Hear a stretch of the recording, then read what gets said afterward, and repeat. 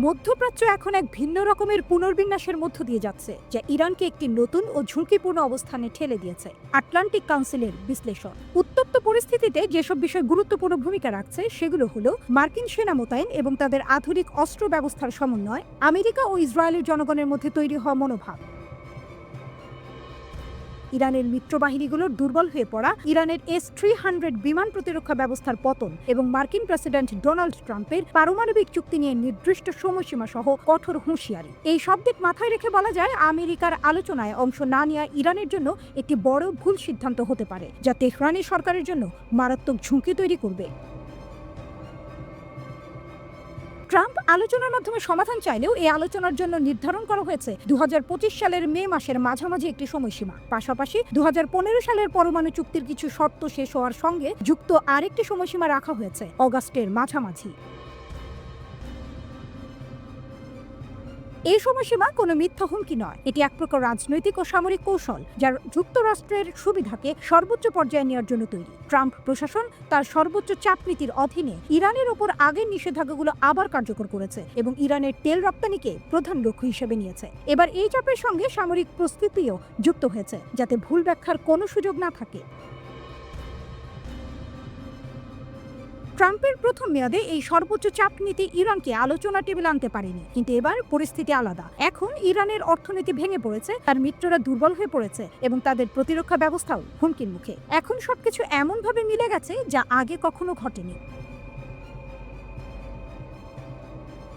ফলে ট্রাম্প এবং ইসরায়েলের প্রধানমন্ত্রী নেতানিয়াহু উভয়ই ইরান আলোচনায় না এলে শক্তিশালী প্রতিক্রিয়া দেখানোর জন্য প্রস্তুত।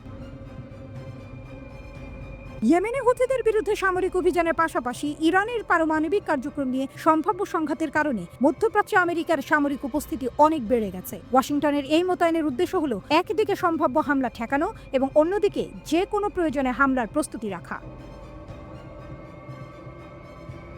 বর্তমানে USS কার্ল ভিনসন সহ দুটি বিমানবাহী রণতরীর স্ট্রাইক গ্রুপ এই অঞ্চলে অবস্থান করছে। এছাড়াও ভারত মহাসাগরের ডিয়েগো গার্সিয়াতে আরও যুদ্ধবিমান মোতায়েন করা হয়েছে। এর সঙ্গে রয়েছে B-2 স্টিলথ বোমারু বিমান, আরও ফাইটার জেট এবং পুরো মধ্যপ্রাচ্য জুড়ে যুক্তরাষ্ট্রের কৌশলগত ঘাঁটিগুলোতে বসানো হয়েছে আধুনিক ক্ষেপণাস্ত্র প্রতিরক্ষা ব্যবস্থা।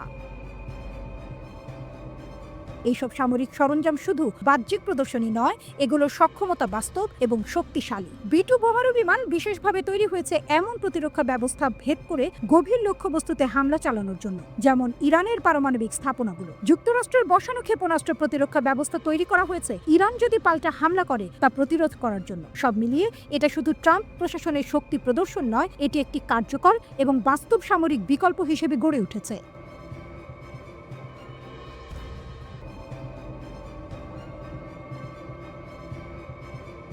ভূরাজনীতির ময়দানে বাজল আরও এক উত্তেজনার বাঁশি। এক পাশে দাঁড়িয়ে অতীতের পরমাণু চুক্তির ভগ্ন স্তূপ, অন্য পাশে এক স্বঘোষিত কাণ্ডারির প্রত্যাবর্তন ডোনাল্ড ট্রাম্প, যিনি কখনো আলোচনার হাত বাড়ান তো কখনো হুমকিতে জর্জরিত করেন। যিনি নিজেই একদিন চুক্তি ভেঙে দেন, আজ আবার আলোচনার জন্য তৃষিত কণ্ঠে আহ্বান জানান। দিন কয়েক আগে সম্ভবত মেঘ গর্জে ওঠার এক পূর্বাভাস হিসেবে তিনি হুঁশিয়ারি দিয়েছিলেন, ইরানের ওপর বোমা ফেলব। এ যেন এক রাজনৈতিক গোললাইন থেকে ছোঁড়া সরাসরি শট, যেখানে লক্ষ্য তেহরান আর কৌশল অপূর্ব দ্বিচারিতা। কিন্তু হঠাৎ করেই সেই ঝড়ো ভাষণের মধ্যেই এক শীতল স্রোত। তিনি বলেন, আমি মনে করি আমাদের মধ্যে সরাসরি আলোচনা হলে ভালো হয়। হ্যাঁ, আলোচনার প্রস্তাব, তবে সেটিও শর্ত সাপেক্ষ। ট্রাম্প এবার সময়সীমা বেঁধে দেয় মাত্র 2 মাস, যেন একজন রেফারি সময় গুনছেন অতিরিক্ত মিনিটে। চুক্তি না হলে তিনি বলছেন খেলাটা হবে বোমা বনাম ক্ষেপণাস্ত্র। চলতি মাসের গোড়ায় হোয়াইট হাউস থেকে সরাসরি চিঠি যায় আয়াতুল্লাহ আলী খামেনির টেবিলে। চিঠি নয়, যেন এক ট্যাকল। তেহরানি সরকার জানিয়ে দেয়, ওয়াশিংটন তাদের অবস্থান না বদলালে কোনো আলোচনা সম্ভব নয়। সেই জবাবের প্রেক্ষিতে ট্রাম্প আরও একবার লাল কার্ডের হুমকি উঁচিয়ে বলেন, চুক্তি না হলে বোমা ফেলব।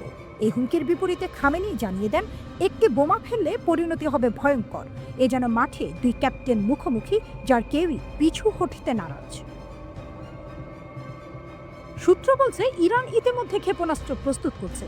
খেলার নিয়ম নয়, এখন যুদ্ধের নিয়মে প্রস্তুতি চলছে। আর সেই উত্তপ্ত আবহে ট্রাম্প আবার আলোচনার টেবিলেই ডাক দেন। কিন্তু ভুললে চলবে না, তিনিই একদিন চুক্তি ভেঙেছিলেন। 2015 সালে ওবামার নেতৃত্বে স্বাক্ষরিত হয়েছিল joint comprehensive plan of action, JCPOA। 6 বিশ্বশক্তির সঙ্গে ইরানের প্রতিশ্রুতি। ইরান বলেছিল, আমরা পরমাণু অস্ত্র নয়, শান্তির পথ খুঁজি। তবে ট্রাম্পের মতে এই চুক্তি ছিল এক ভুল পদক্ষেপ। তিনি বলেছিলেন এটা ছিল ইরানের জন্য লাভজনক, আমেরিকার নয়। তাই চুক্তি বাতিল করে তিনি যেন পুরনো ম্যাচের ফল বাতিল করলেন। আজ আবার সেই চুক্তির ছায়াতলে ফিরতে যাচ্ছেন, তবে তার পথে বেছানো বোমা আর সময়সীমার অঙ্ক। বিশ্ব আবার দাঁড়িয়ে আছে এক অনিশ্চয়তার গোলপোস্টে। ইরান চুপ, কিন্তু তাদের শিরদাঁড়া সোজা। এই ম্যাচে রেফারি নেই, নিয়ম ভঙ্গ হয় প্রতিনিয়ত। এখানে কূটনীতি ও যুদ্ধ হাত ধরাধরি করে হাঁটে। এক চুক্তির লড়াই পরিণত হতে পারে অস্ত্রের গর্জনে। এটাই এখনকার খেলা, যেখানে বাঁচা মরার গল্প লেখা হয় কথার মধ্যে, আর শেষ বাঁশির আগে কেউই জানে না কে জিতবে এই নিউক্লিয়ার ডার্বি।